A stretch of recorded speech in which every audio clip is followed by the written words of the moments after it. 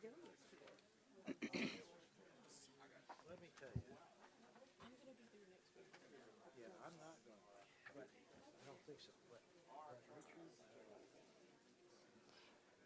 he is so excited about all the things. Good evening, everyone, and welcome to the August 4th, 2016 special board meeting and budget workshop, Tarrant County College District. Mr. Gates, any public comments? None. Then we will proceed into the workshop.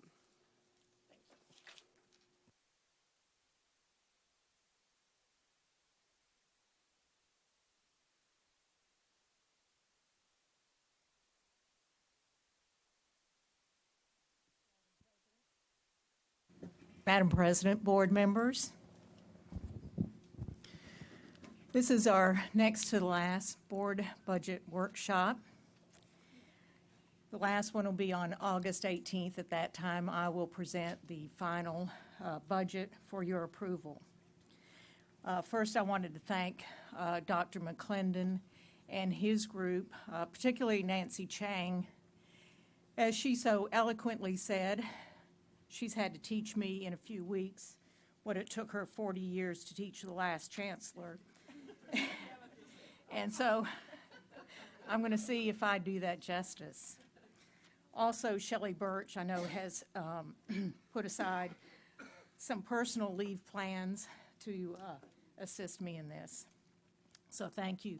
And as we go through these, it'll be very clear that all of the leadership team has gone above and beyond in assisting me with this budget. Do you see the agenda there? On the TCC leases and off-site locations, we'll have some updates that the board has requested since our last lease presentation, and that'll be presented by Dr. McClendon. I'll do the proposed budget, then I'll have some considerations, and then we will have questions and comments, and of course we invite the board's questions and comments and discussion as we go through it. First, I'll call Dr. McClendon. Yeah, I was about to say to the witness stand. I'll call Dr. McClendon up for an update on the leases. All right. Raise your right hand, please. Do you solemnly swear? I promise to take extra time and more diligence than I normally do. Anyways, good evening to you all, and thank you. It's always a great opportunity to address you all. So we're going to talk a little bit about the current leases. We will provide you information on the location, the usage, the number used, square footage, the lease utility, the lease cost and the utility, the cost per square foot, the faculty and staff cost, the equipment cost, and the revenue. So the first lease we have is a computer service at Alliance. It is located. Excuse me. So can you just tell me how many total do we have? Is this all of them? No, ma'am. There's three. Do you know how many we have? Sure, I can tell you 5.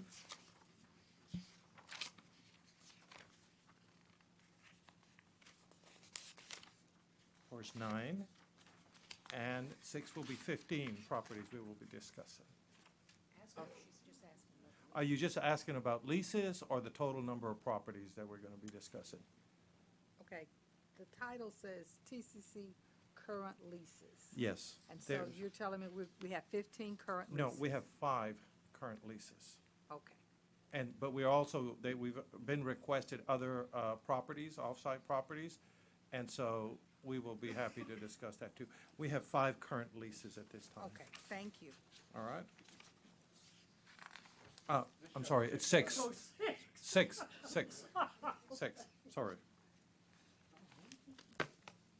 Okay, so this first slide is all of the leases. These are current leases, that's correct. Okay, thank All right. you. So it's 6 current leases. Okay. All right. Corporate Service Alliance, it's located in the Alliance Gateway. Its term is from 10/1/2013 to 9/31/2016. Usage is for corporate services and rentals.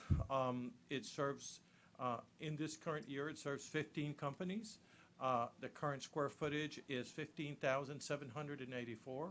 The total lease is $412,073. The cost per square foot is $26.11.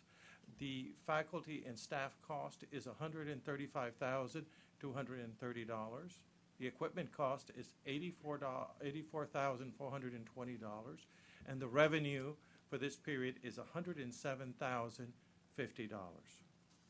The Community Learning Center, located on Grants Lane, that is West Fort Worth. Its lease terms is from 9/1/2015 to 8/31/2016. It provides adult education, a general education diploma, equivalents in Spanish. It also has English as a second language and English acquisition.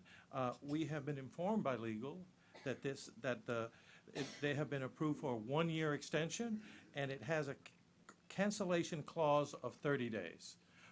They service 111 students. The square footage is 1,376.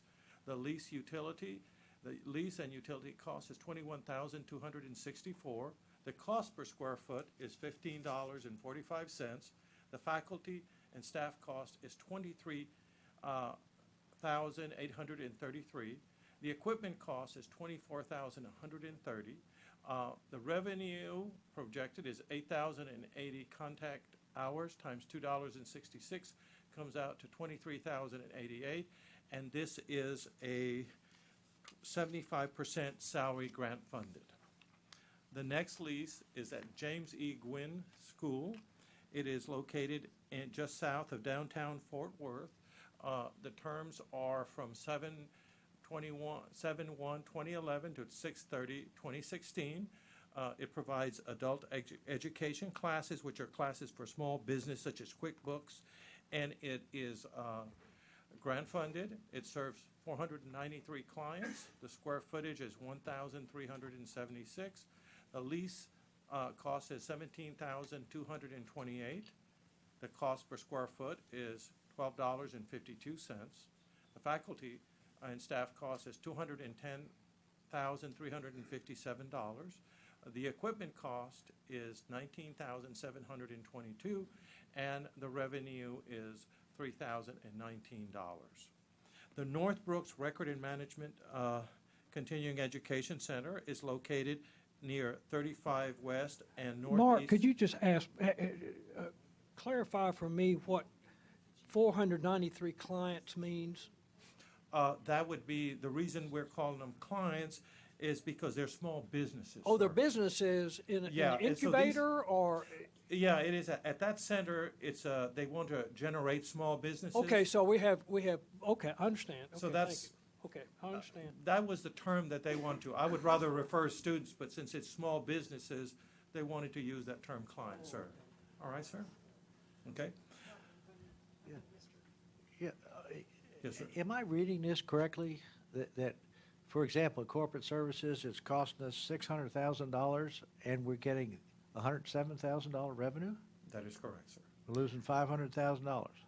That is correct, sir. That is the numbers that I have been given. Yes, sir. So let me just ask another question. So you said that this grant funded, is the grant funding that we're getting included in all of the revenue? Well, I don't a think so. grant is not a revenue. So Okay. therefore, we're telling you that the revenue would be either tuition or contact hours. So a grant is going to be, it's servicing like ESL, ELSA courses, so that's why there's a grant fund. If you look at the James E. Gwynn, which you have a grant, that grant is for small businesses. So that's why those courses are in that condition. There's a grant fund from the Texas Opportunity to help small businesses. So that's why it's a grant. We don't consider that a revenue because we haven't defined revenue. We've defined revenue as tuition and contact hours. Okay, but in my mind, if it's offsetting some of the cost, It is. then It is. that's really what I would like to know. I'd like to see that we're receiving money other than revenue that is offsetting some of those three categories of costs. Right. We'll Okay. be happy to provide that information to you. See, because this looks scary. And I just have to tell you right now, you may not even want to go through the rest of it because it's not, I mean, I can understand what you're saying, but this is not, doesn't tell the whole story that I would like to see. All right. So that we know that, as he said, I'm going to say that that's an investment, Mr. Heed, that the 500 and something thousand is an investment, but I'm hoping we're recouping some of that investment from something else. That's what I'm saying. All right. Okay, enough said, I'm through, I'll listen. Okay, may I continue? Yeah. Northbrook, so the Northbrook Records Management and Continuing Education, it is located, like I just mentioned, and the type of courses, we have an imaging center at this location. That's something that is being used by TCC, so this is part of our operation, that is used in 1,865 square feet. We have record management that's being used at this location, which is 5,452 square feet. And we have CE is using 14,913 square feet. The type of courses that we offer there are floral design, upholstery, wedding and event planning. We also have personal enrichment courses such as cake decoration. We have English as a second language. We have general education diploma. And so we serve 56 students. The total square footage of the total is 22,230. The total lease is 186,963. The cost per square foot is $8.41. The faculty and staff cost for just C is $21,000. The equipment cost is $24,698, and the revenue is $27,177. All right. Tarrant County Workforce at UTA is located close to UTA from Mitchell Drive. The courses that we provide are adult basic education, general education diploma equivalents, English as a second language, and it is grant funded. It serves 324 students. There's 5,247 square feet. The cost of the lease is $73,457. The cost per square foot is $14. The faculty and staff cost is $55,854. The equipment cost is $48,083, and we receive in revenue $53,446. The last lease is Water Gardens Place.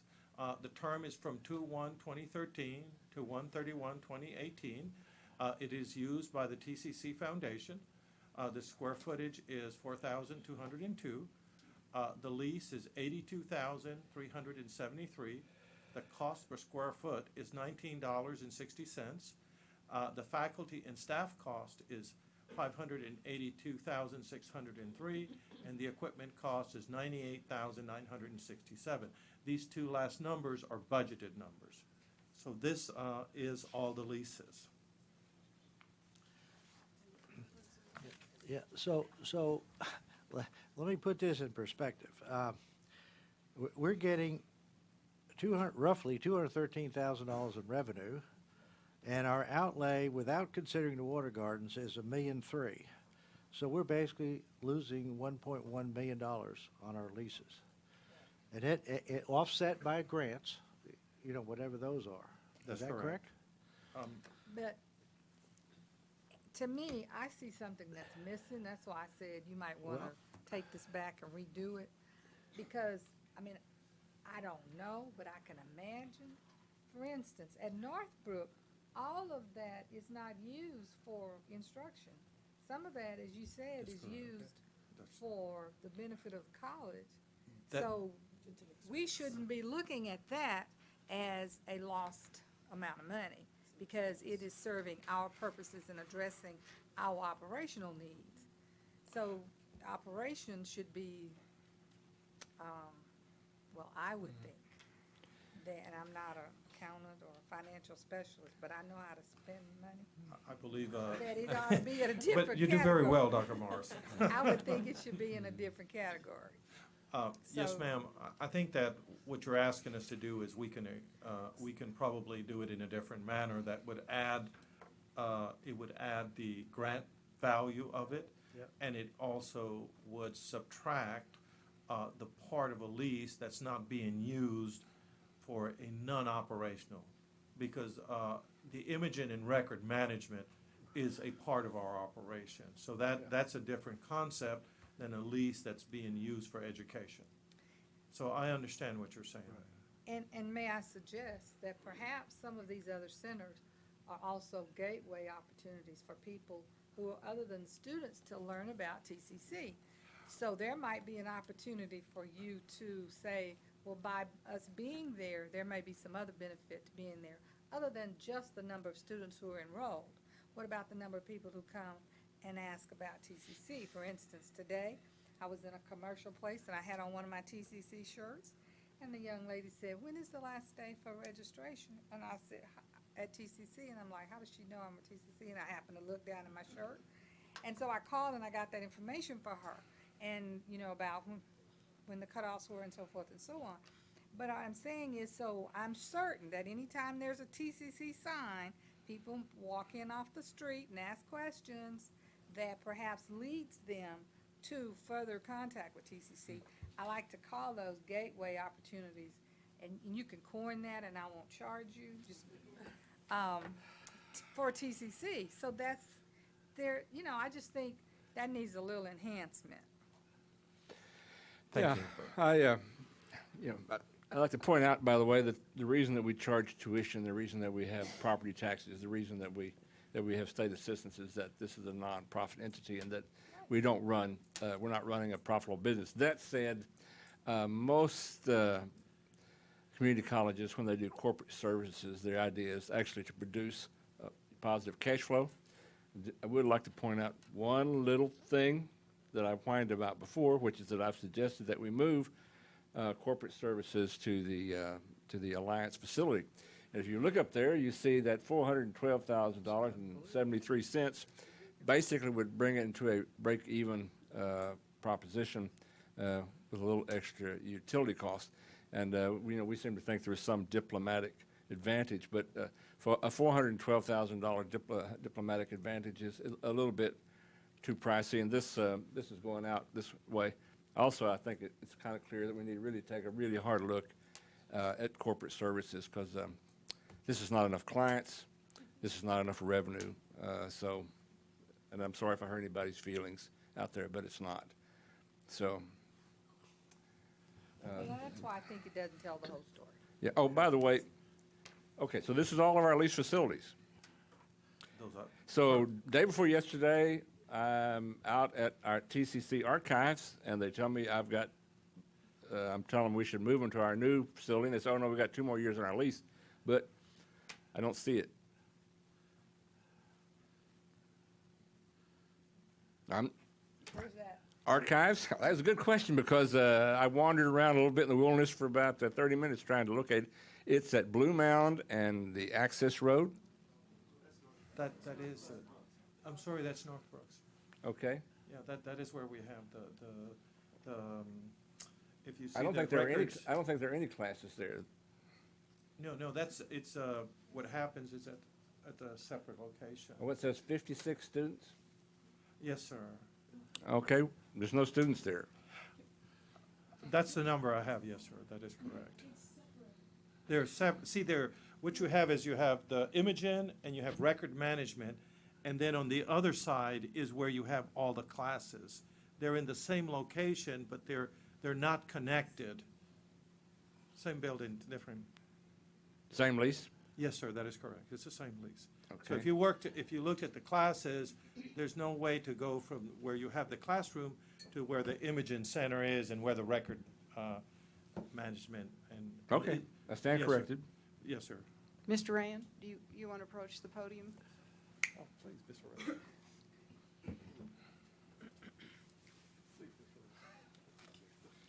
Are you happy to sit down? Hello, trustees. Thank you.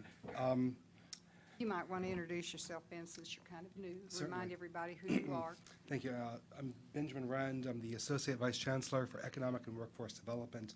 I am responsible for majority of these leases, and I can also speak to the amazing work that our facilities do and that our faculty and staff contribute to the society at large. So if the board has specific questions, I probably am better equipped to answer them since I work on them on a daily basis. Have we resolved the 56 students issue? It's evidently an extended lease in the same building, but not within the same part as imaging there. Other So, questions? what kind of, I think Dr. what do we, LeBlanc- I'm sorry, why do we need 56 students? What are these 50? That seems like a small number of students. Yes. Please, Dr. Yes. Dr. LeBlanc from Northwest Campus.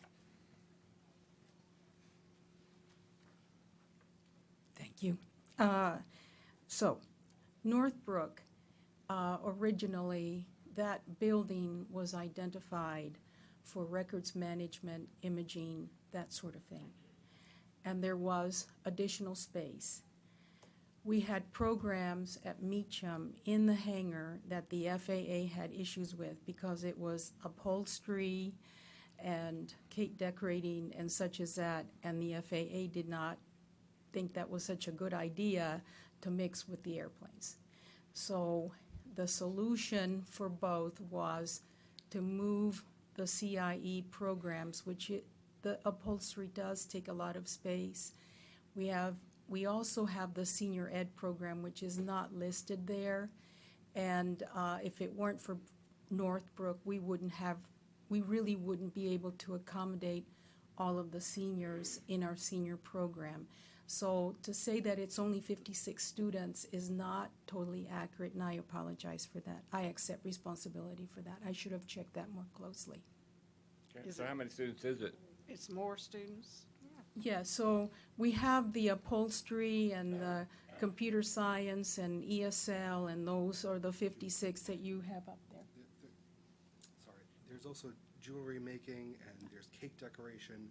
It's a very well-established and well-run facility that Dr. Jackson, through the leadership of Dr. LeBlanc, has really transformed in this past year. It's a facility that was underutilized, and in the past year, they have really made a tremendous turnaround, and it is part of a crux of a larger programming effort that I think the board will be very pleased of towards more entrepreneurship endeavors, where individuals can come, learn how to do floral design, learn cake design, learn how to be a jewelry maker, and actually go into the community and start their own businesses. So, And I'll get you the number of the individuals that are involved in the senior program. Any other questions? if I may, just one other point. On the James E. Gwynn School Small Business Development Center, that is the SBDC, as you may be aware of. That is a grant-funded federal agency from the Small Business Administration. The rent that is currently paid on that for $17,228, we have received back from the SBDC. So that is going to be a net zero to us. We're outlaying the funds, and then we're getting reimbursed for those funds. So. Other questions of Mr. Rand?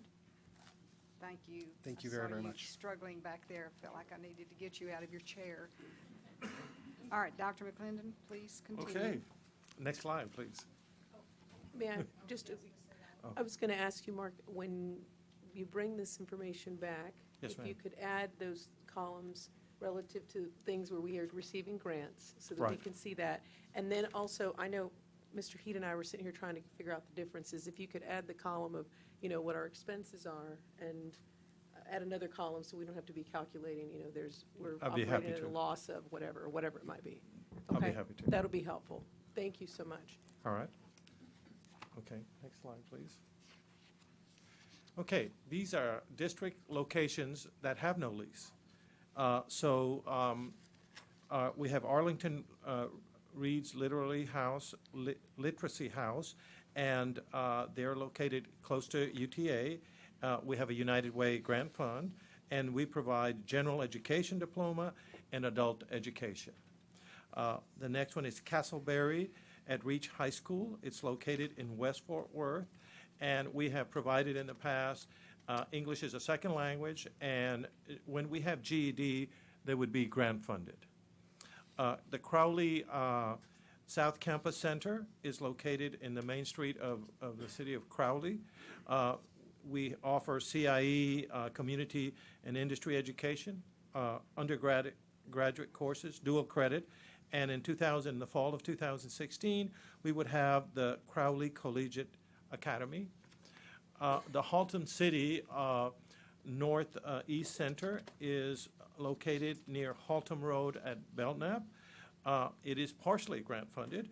Undergraduate courses offered are office career programs, real estate, GED programs, which are grant funded, English as a second language, and senior education.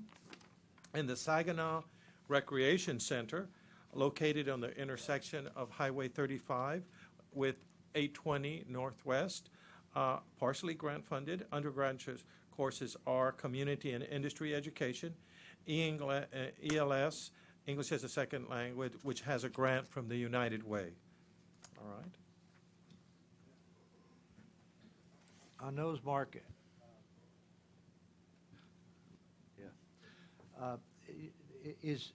are you saying that there's no lease or there's no cost to the lease? No, we don't have a lease, but we have a presence at that. We were asked about locations that we Yeah, did I not have a understand. lease, but we had a presence. And in some of those locations, we may have a grant, and if a grant would cover, would be the cost of the faculty. Yeah, I understand, but there's no written agreement at all? No, there is they have an MOU, Okay. a member, okay. or an LAR. We just don't have at the location, for example, at Crowley, I think there is, in that agreement, I believe it's what's called a $1 agreement, like Yeah. Haltom City. Haltom City. Is that too, correct, yeah. sir? So that is while it is it's a symbolic between governments, the ability to use that space, and we do have to pay for certain expenses there, but we don't have a lease with them. Okay. All right. Is there any,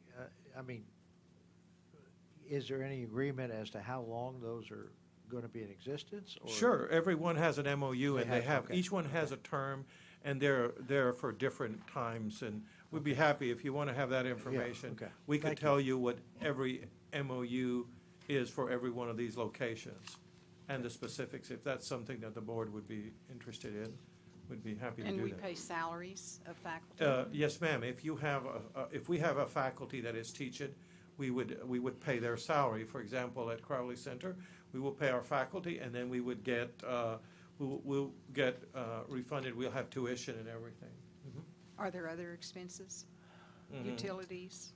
I believe at Crowley Center, there is some It- sharing. it Yes, is. but I would like we can go look at that information and give you exactly what it is, and we could give you the number of students and what's the potential revenue and grants and everything. We could do the Yeah. same thing as the other one. I think The that'd be helpful. category here is that it does not have a lease.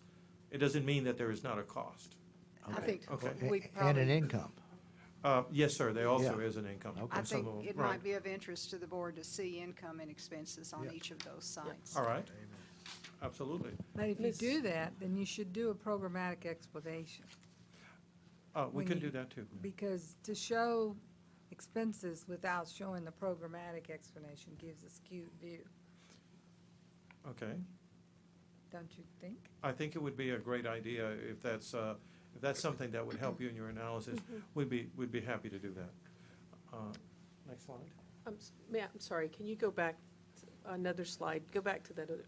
Yes, ma'am. These, here, I was looking at the leases, some of these are expiring in 2016. So, and actually, one of them has already expired on 6/30/2016. All right. So, You would go on a month-to-month, ma'am? oh, it's month to month? Yes, Okay, ma'am. that's what I was And going to on ask, the other what one, are the terms? On CLC, what we told you, what I mentioned, and was that legal has just negotiated 1-year extension, but it has a 30-day cancellation. Okay, good, You- okay, So with a 30-day notice, they can Okay. cancel that. okay, thank you. Yeah. I missed that. Which one? I was looking here that these are 2016, and there's one that was on June 30th, 2016, so I was trying to find out what we were doing relative to those where they're especially that one that's already expired. James E. Gwynn? Mhm. I'm Goes- sure we're staying there, right? It goes month Right. to month, yes, yes. Month to month from that point? Yes, Okay. ma'am. Okay, thank you. All right. Okay, these are grant-funded opportunity centers, so they typically teach adult basic education, general education, high school equivalency, English language acquisition, and English as a second language.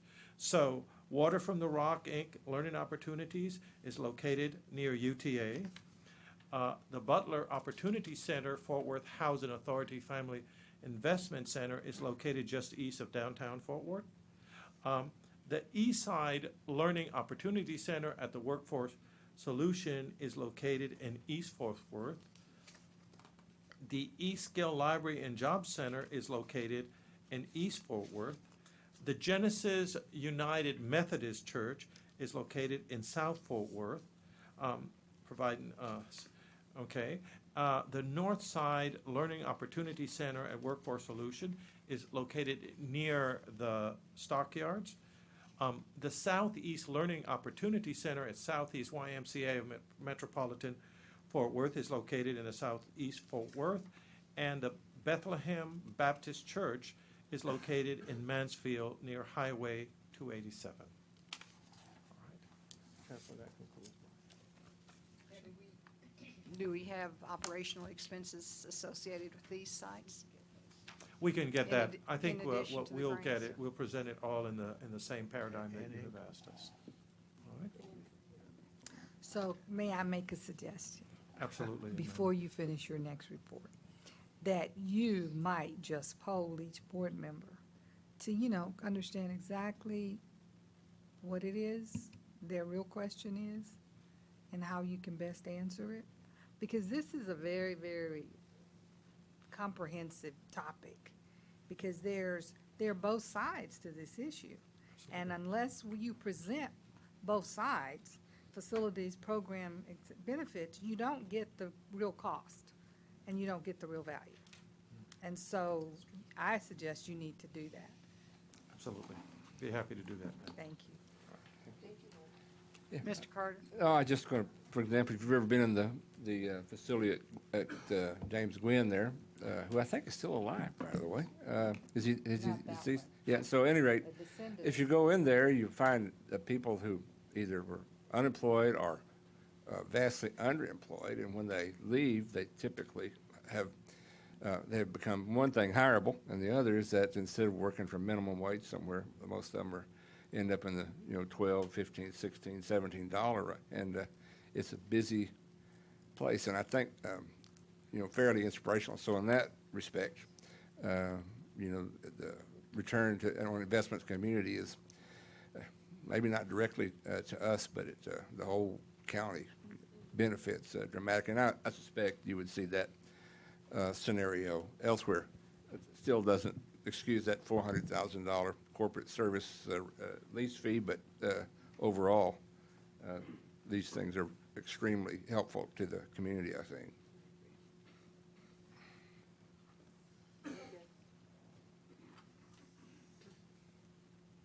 Go ahead. Ready for the proposed budget.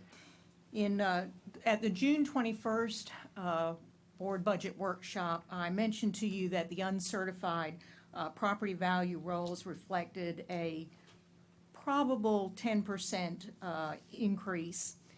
Well, that actually has turned out to be 8.8%, which reduces what I thought was going to be $20 million in tax revenue to $14.723 million. I've highlighted there how we are proposing to allocate the increase, $7,723,054 to the maintenance tax. And then if you come down to the bottom, I'm proposing to put $7 million into the building fund.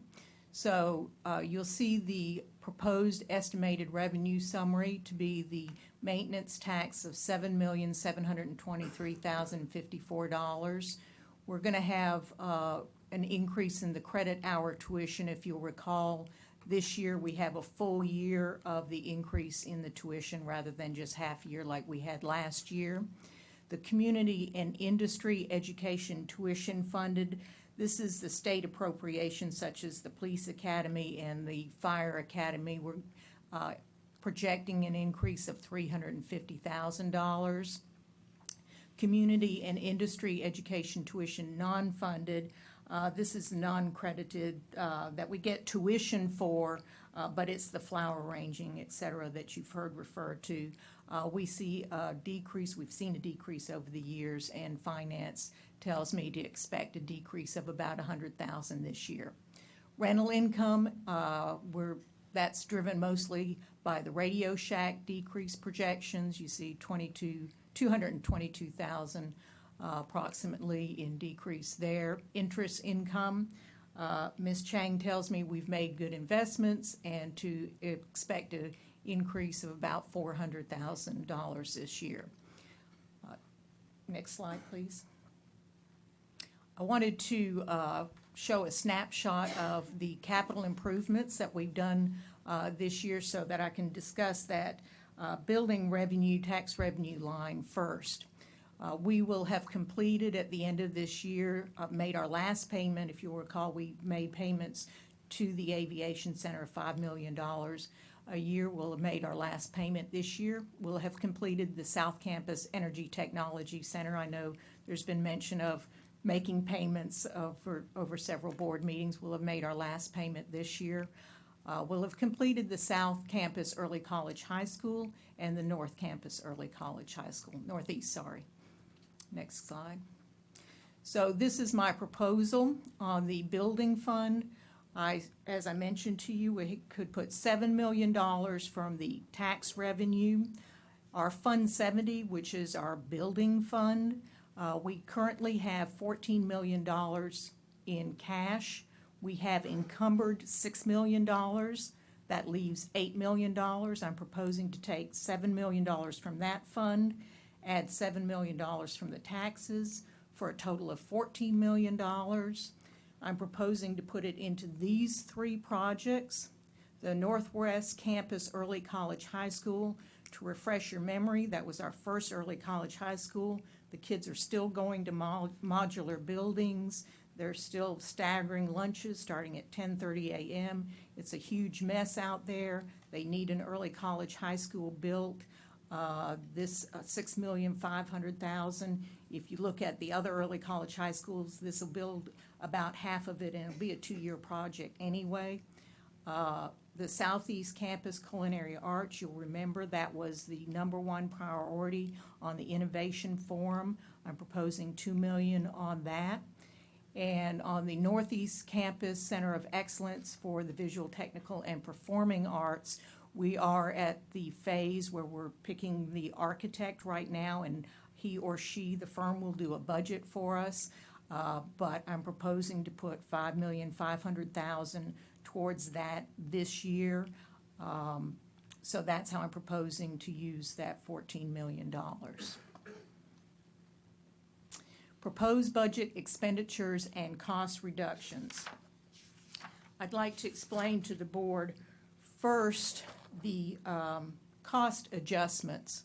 In the past, the board has mentioned, let's look at the programs, let's look at where we can cut back first before we talk about where we're going to spend new money. And I know the board has made mention of looking at programs that we could cut back on. And that actually takes a program audit, which you have to start early in the year, and I didn't have enough time to do that.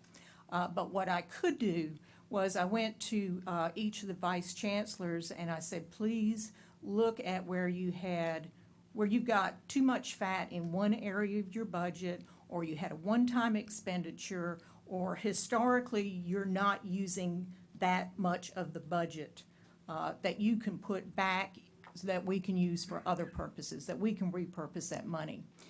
And you can see on non-capital technology, software maintenance, and help desk, that was Maria Shelton was able to come up with those first three lines, $490,000, $425,000, and $500,000 that we could put back in to use for other things that that are needed for this year. For the Faculty Academy, I looked over the history of the Faculty Academy. This will be my 5th year here, and I was able to look at the Faculty Academy. I could see historically that we left about $100,000 on the table each year, so I could put that $100,000 back in to be used for other purposes. Marketing, we could put $250,000 back in of the marketing budget to be used for other purposes. The online catalog, Dr. Joy Gates Black has put the catalog online now, so that was a one-time expense that we could free up in the budget. Under utilities, you recall that David Hulke did a really good job of getting us, I can't remember the exact word, cemented us in on the gas prices for the next few years to a lower gas price so that it lowered our utilities. So our utilities have dropped about $520,000 this year. So that's a reduction in our total budget. The first item that I'd like to talk about is a possible 3% salary increase. Refreshing the board's memory, for each 1% increase, it would cost $2.2 million, which would include fringe benefits. Historically, last year this board gave a 3% salary increase. The year before, the board gave a 3% salary increase, and the year before that, it was 3.5% increase. Oh, and so the board doesn't have to do math in the head about the contributions that were given back. It totals $2,568,870. Next slide, please. The reason I think, the reason the 3% might make sense is the employee benefits cost, the average employee premium cost is going to go up $46 a month. Next slide, please. The employee teacher retirement system contribution has increased from 7.2% to 7.7%, which is an increase average of $23 a month. Next slide, please. I've done an analysis for the board of the average employee salary, and I got the average employee salary by taking the number of employees and all of the salaries and dividing the two. So we have an average salary of $54,494 monthly, $4,541. If there was a 3% salary increase, the average employee would see $136. FICA, with that kind of increase, would increase by $10. They already would have an insurance premium increase by $46, TRS $23, so the average employee would only see a net increase in their check of $57. This is what the other colleges are doing, and I gave you a snapshot of the last 2 years, because when you see something like Alamo Community College and you see 4.9%, you got to say, well, what did they do the year before? Well, they didn't do anything the year before, which might be why you see the 4.9%. But then when you look at Austin, 3% last year, 3% this year. Collin County, 4% last year, 4% this year. Dallas only did faculty last year, 4.88%, and they're doing 3% for everybody this year. El Paso last year did 2% plus market adjustment, and what that means is they gave everybody 2%, plus they did a market analysis of all the salaries to bring the salaries up to market. So it would have been 2% plus a possible 5% if the salaries were below 5%, which is what we're seeing, some discrepancies here. And we're actually going to do a market analysis of all of our employees in the upcoming year. And this year they're just doing a 2%. Since they brought everybody up to market last year, they're just doing a 2% this year. Houston did 2% last year and 2% this year. Lone Star, 2% and 2%.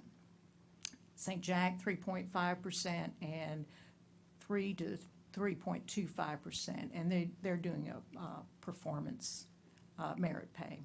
South College is 3% and 3%, South Texas. We also looked at the ISDs in some of the cities. You see Arlington, 1.5, Birdville ISD, 1, City of Euless, 3.2%. We don't know City of Arlington. City of Fort Worth is doing merit, so there will be 2% and up to 7% using the merit pay. City of Hearst, 2%, and Crowley is 3%. I have 3 separate categories of personnel to discuss with the board. First is the dual credit faculty.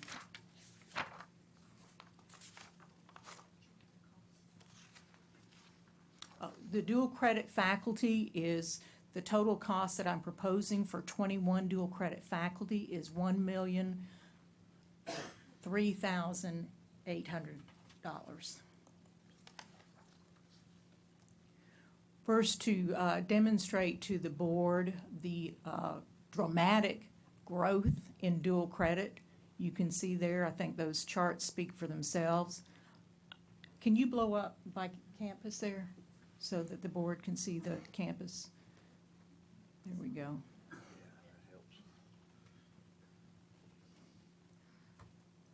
So these are the 21 people that you're hiring on a one-year contract?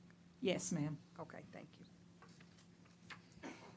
And this, pardon me? And this is for the academic year.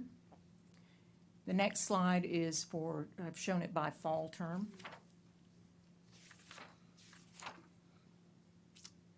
Next slide.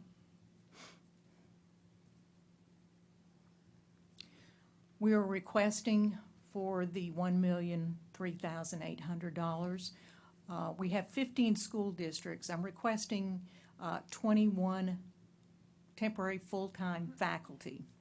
You see we need a total of 75 faculty, and I did get a question why the disparity between the 75 and the 21. First, we do already have 10 temporary full-time faculty. Dr. Coronado has done a tremendous job. He has over 200 adjuncts prepared to teach. We also have some full-time faculty who are willing to do their overload in dual credit.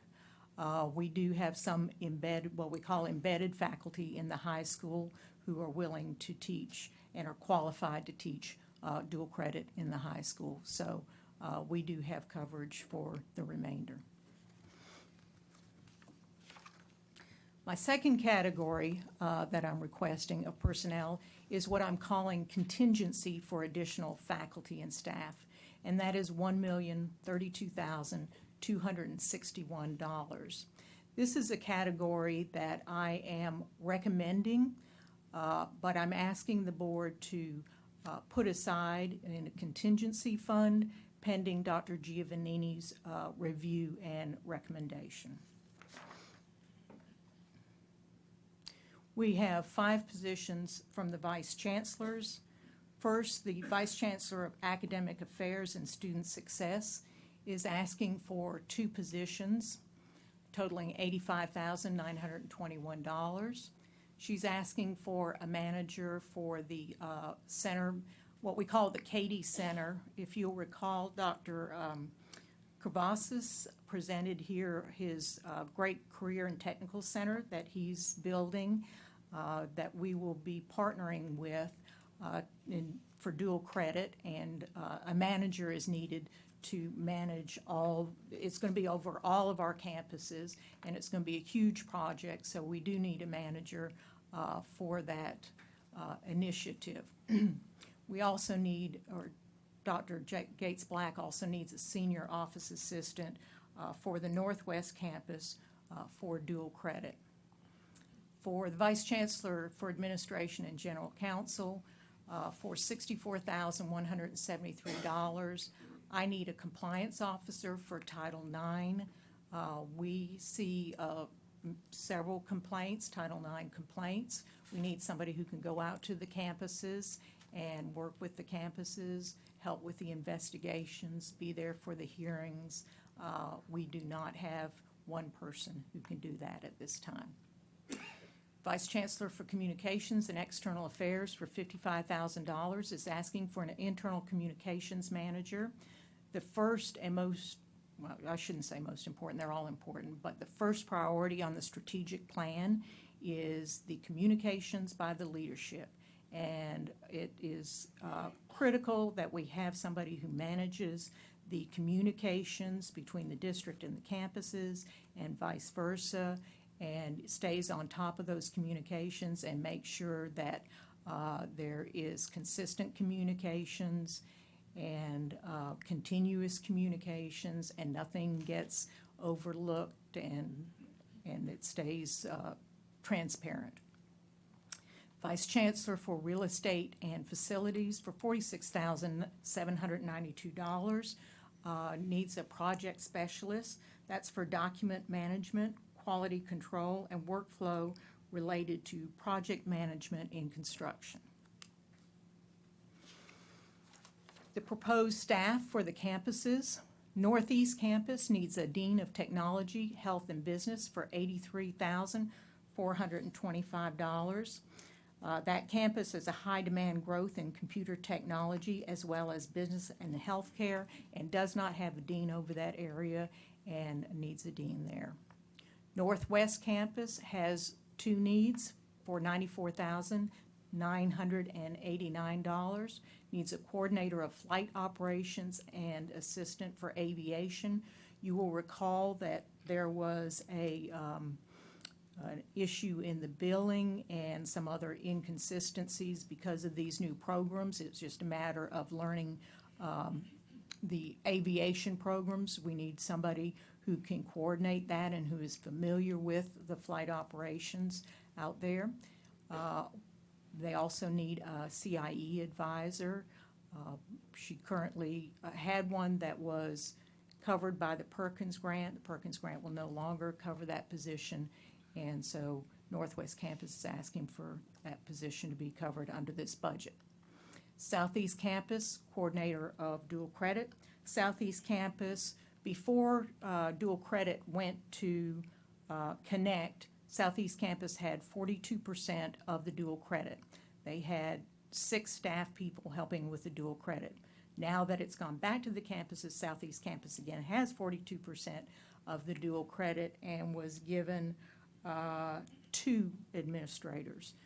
They're asking for 3 to cover what they used to have, 6 to cover. So that's why he needs a coordinator of dual credit. He also needs a coordinator of special projects. He has a 17% increase in his ESL programs. He has a 10% increase in his GED programs. In addition, he also has a new program serving autistic students, which has a high demand. And he has an increase in his youth education town program. That YET program now has 316 enrollments. So he needs assistance with that. Trinity River, the 4 staff that they're asking for are actually staff to assist. The 4 programs, remember, that were added last year, this sonography, tomography, and LVN programs, was not given all of the administrative staff they needed because they were a new program. He now needs to get staffed up if those programs are to move forward successfully. Connect Weekend College, you remember you heard from David Pierce, very successful program. They do not have a dean, they do not have an assistant dean, and they're asking for an assistant dean for the Weekend College. Still under my contingent request, Northeast needs a math instructor, Southeast needs a biology and a math instructor, and Connect needs an English and history instructor. That's for $239,000. Then my third group of personnel request is something I'm calling program expansion. This program expansion, I can show you an immediate need, and I'm asking that they not be put in the contingent pool, but that that the board approve these immediately, and I'll show you why. Under the nursing RN, if we can get 5 nursing instructors now, we can increase the nursing students, 50 in the fall semester, 50 in the spring semesters. We have a waiting list of 380 qualified students for fall of 2016. So this would allow 37.7 more students to enroll. In our new program, the nursing LVN program, if we could get 1 instructor, we could increase our program by 25 students, and this is one of the new programs. If we could get 3 radiological technology instructors, we could increase our students by 20. And you see there that there's 115 annual openings in the North Texas region, so those students would get jobs right away. Sonography, if we could get 1 instructor, we could have 20 new students right away. All these have waiting lists. Surgical technology, 1 instructor would give us 20 new students, and you can see there's 150 annual openings in the North Texas region. Under Connect, I'm asking immediate need for an academic advisor. Connect currently has no advisors. There's an immediate need for an advisor for weekend college, for e-learning. Those are specialty areas that do need an advisor. The total cost on that would be $716,509.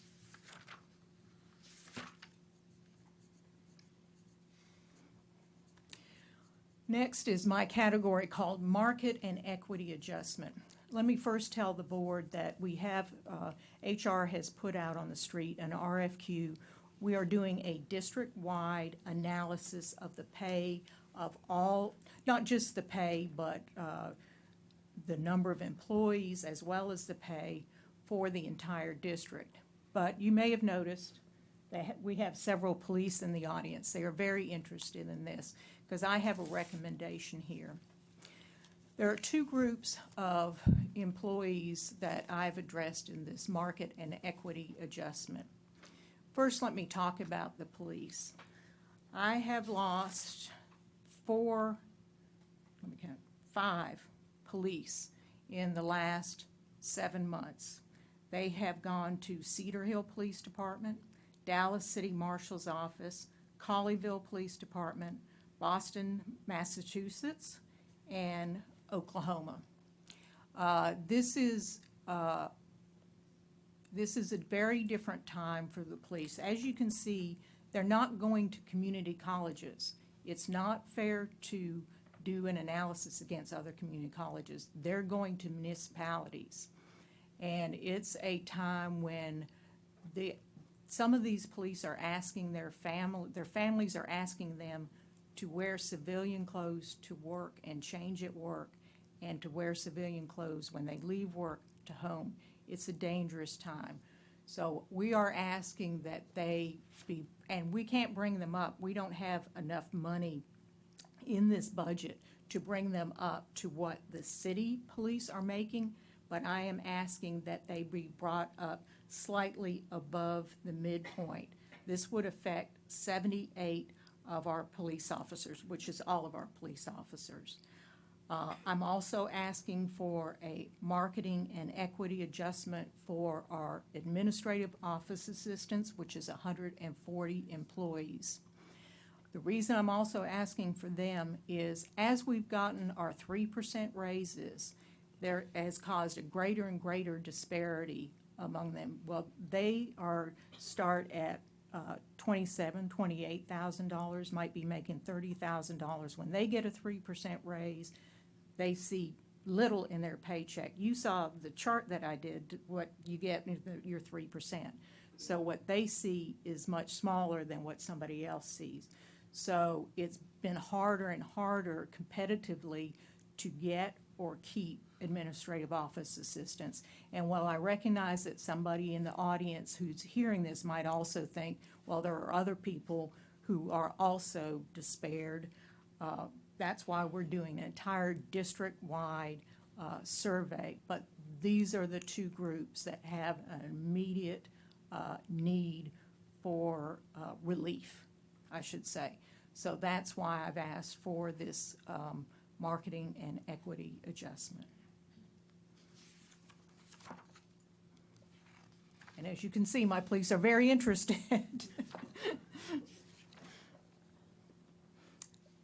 All right, operating. Oh, faculty promotion and rank. You'd already approved the faculty promotion and rank at a prior board meeting, and this is just the cost associated with it.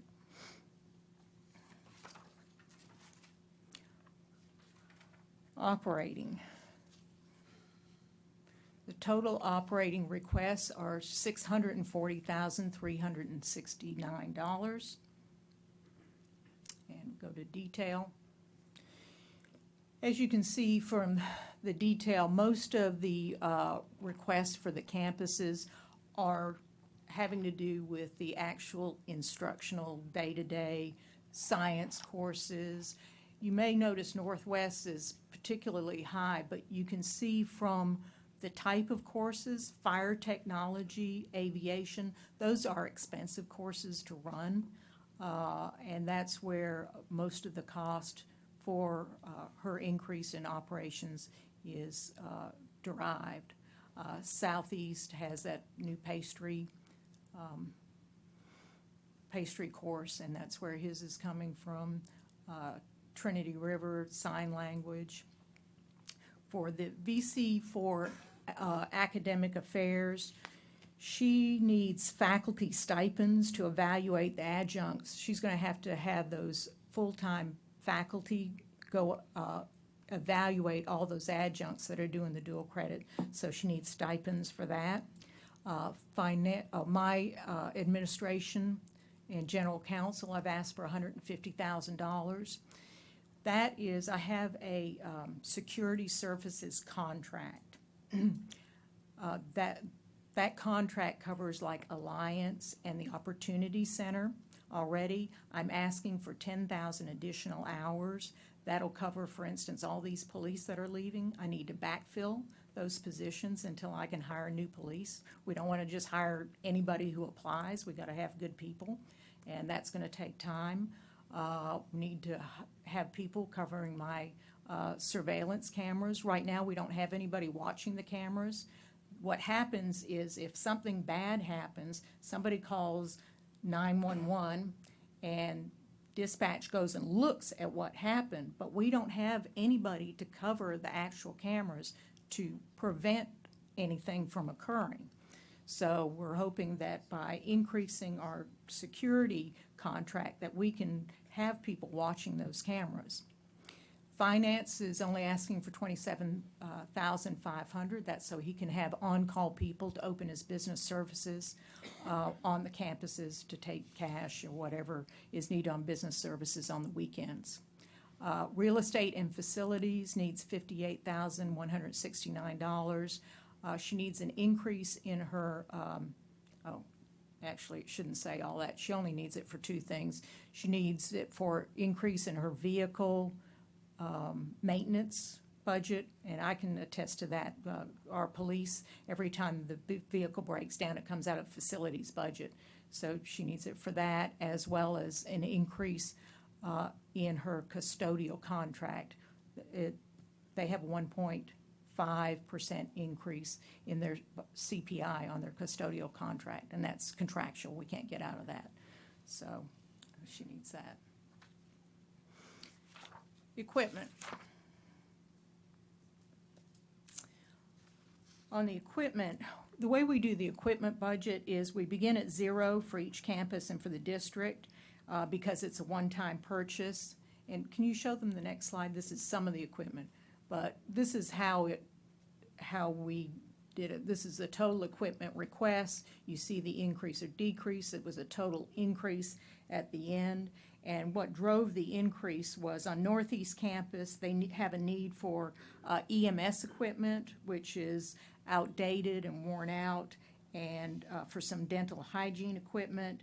And then on Southeast Campus, they need about $50,000 in kitchen equipment and $90,000 for sound equipment in the C.A. Robertson Theater. Benefits, that line reflects for the dual credit faculty, the contingency for the additional faculty and staff, and the program expansion faculty. That's the benefits.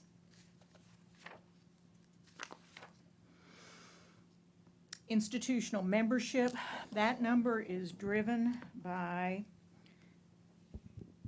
particularly by $40,000 for a membership in North Central Texas Regional Certification Agency. Let me tell you what that is.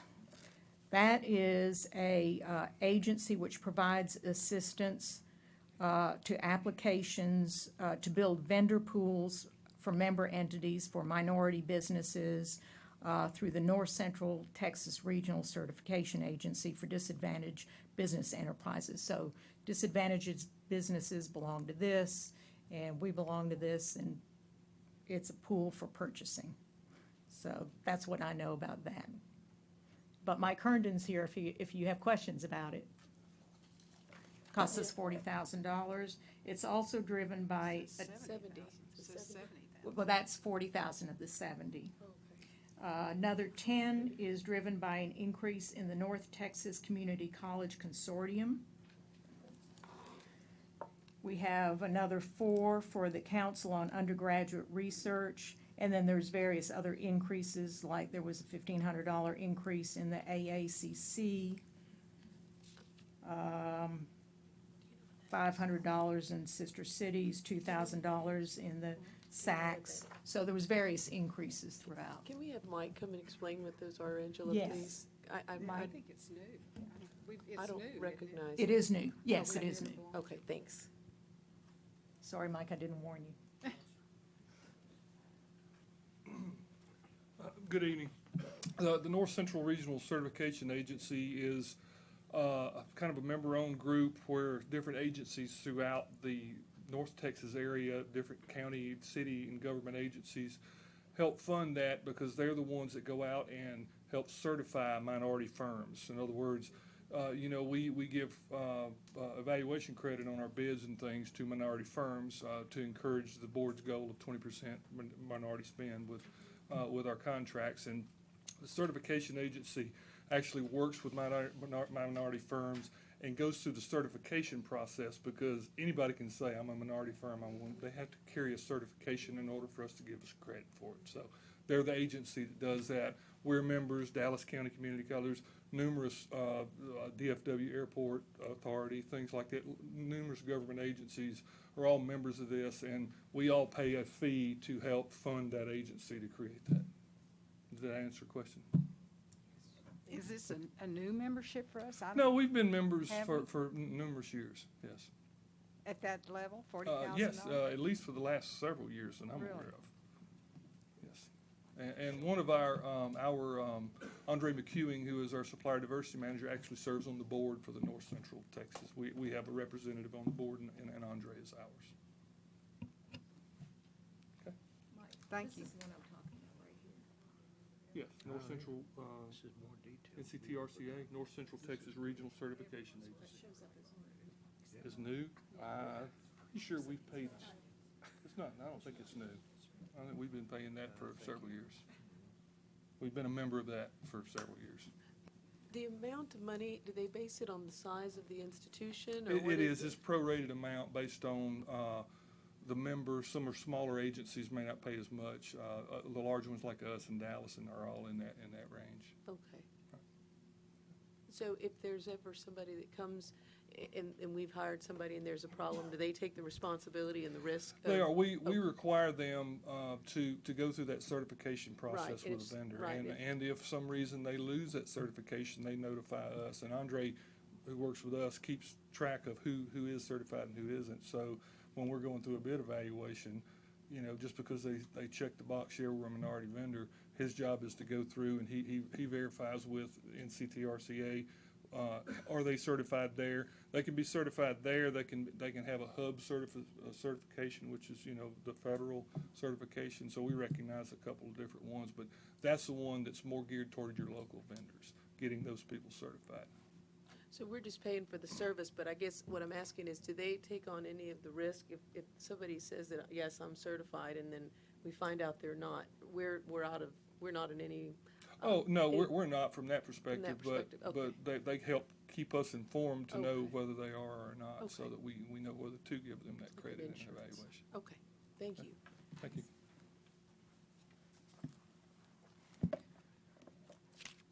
And we're $100,000 for election. This is election year for the polls.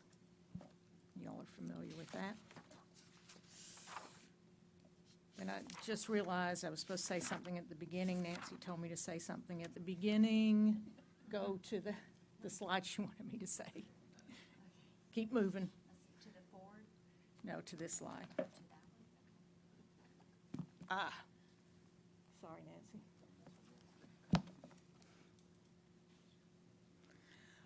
I was supposed to tell you the tax rate.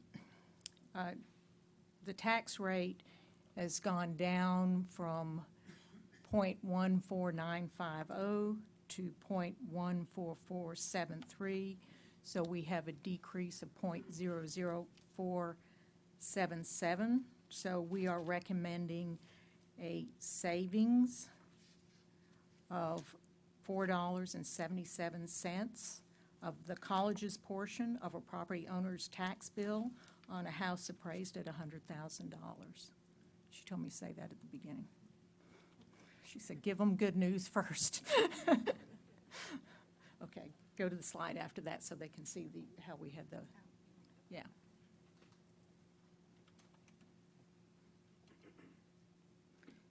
Here's how the taxes broke down. I know that at some point you all wanted to know how the residential and the commercial, industrial. At the bottom, the detail, in process means the check's in the mail, cases before the ARB, they're in appeal. Incomplete accounts means they're subject to appeal.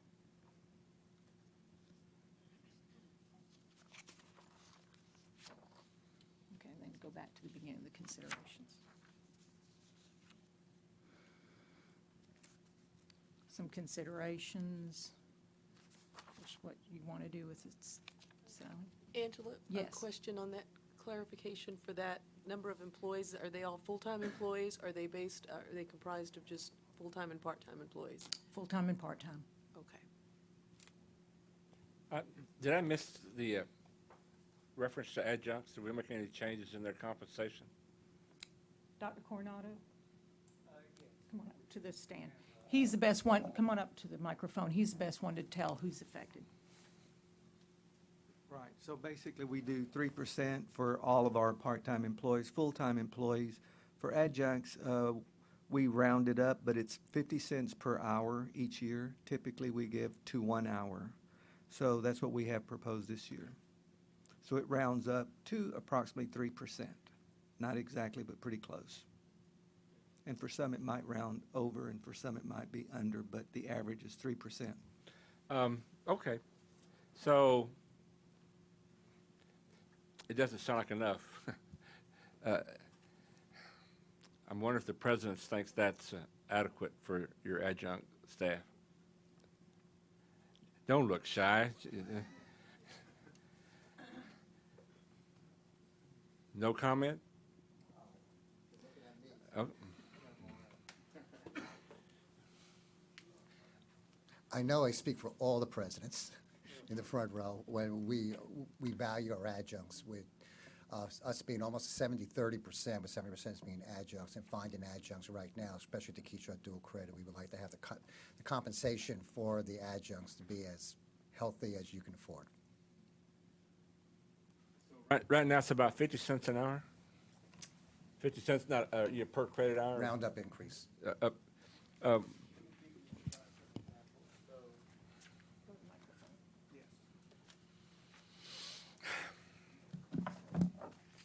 So the entry level today for an adjunct faculty and we're talking about someone just with a master's degree, no experience, it's $37.50 per hour. And we're moving up from, I want to say either $36.50 an hour to $37.50 an hour for accredited adjunct faculty. Okay, so it's really more like $1 an hour. Yeah, it is, but it Hoovers are on the average of 3%. I guess I'm all right then. I was Okay. thinking that at least a dollar would be better than Okay. 50 cents. We will make sure it's rounded to $1 if that will work. Well, I'm just one guy, you know, on the board here. So, what do you think, the trustees? Well, one of the important issues that this is related is in the conferences I've been to, adjunct professors in regard to dual credit is a huge issue of whether or not there's enough vigor. So I think the more we pay them, the better.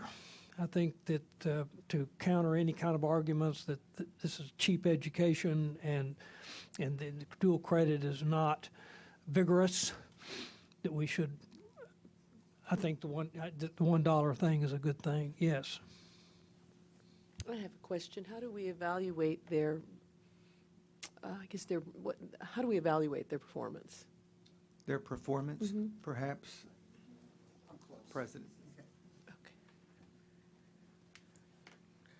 My first recommendation to Dr. Giovannini is that I sit over there. Just like this. We evaluate our adjuncts just like we evaluate our full-time faculty member. It is the role of our department chairs. That's what their compensation is for, is evaluate, and they're on a cycle.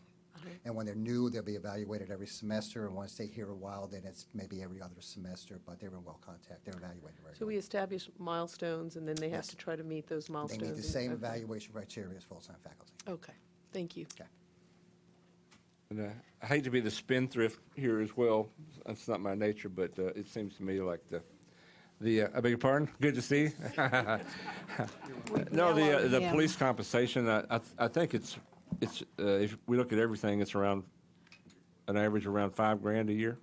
Is that about right? What you're looking, by the time you make the adjustment and the 3%, is that in the ballpark?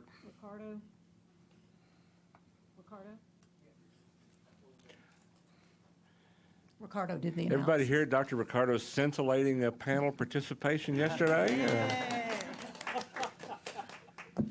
There'll be a test. Yes, absolutely. So it's going to vary among the ranks of the police officers, but for example, for our police lieutenant, it will be 4,592, so very close to what you just pointed out. For some of the others, for example, for our police officers, again, it's going to be $4,756, full dollar round increase for each one of them. No, well, just for what it's worth, I endorse that idea. Okay, thank you. Thank you.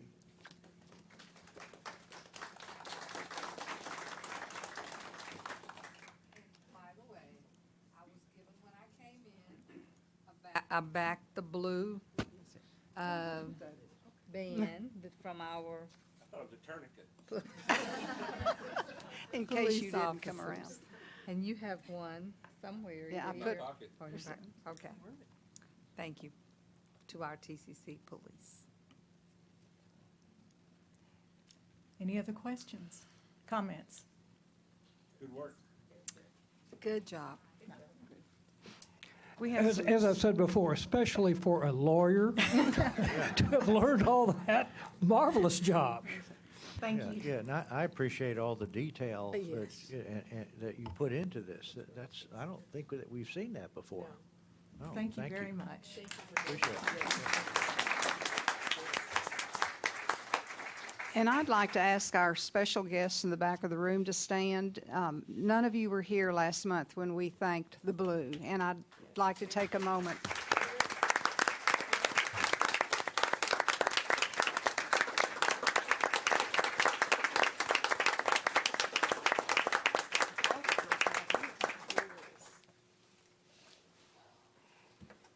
All right, we will now go into our regular board meeting business, and the only business of the evening is to consider filling Ms. Vandergrift's vacant seat. Once again, we had 4 really top-notch applications and resumes submitted. Their names were on the agenda. The 2 gentlemen, Christopher Hightower and Ben Johnson, cannot be with us tonight, but Dr. Diane Patrick is here, which you would stand. And did Barbara Nash come in? I haven't seen her, but no. So we're going to ask Dr. Patrick to come into closed session with us for a few moments for a brief discussion, and then we will come back out in just a few minutes, so don't go anywhere.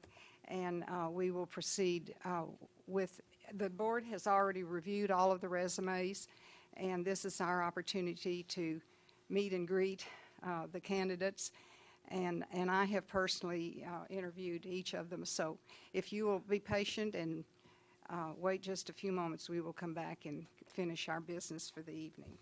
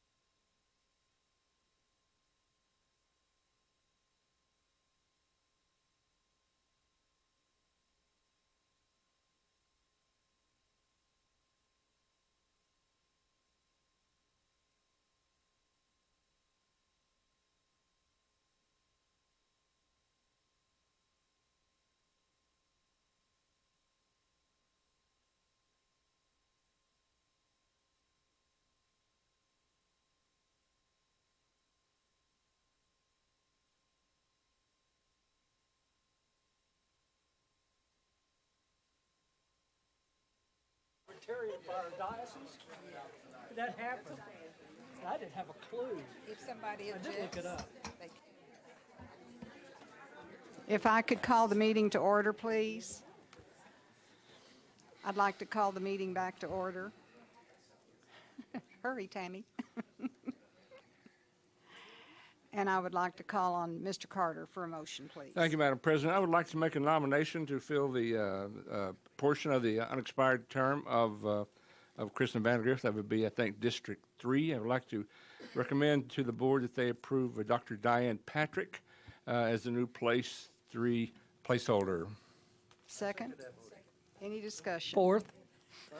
All those in favor, aye. Aye. Any opposed? Congratulations, Dr. Patrick.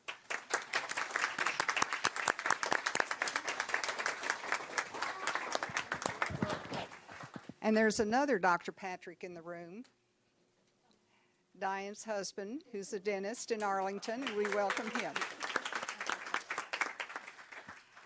All right, I believe that that concludes our business. Our next meeting will be August 18th, 6 o'clock.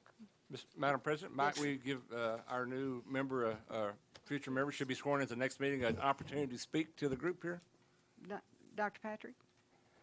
Good idea, Mr. Carter. Thank you.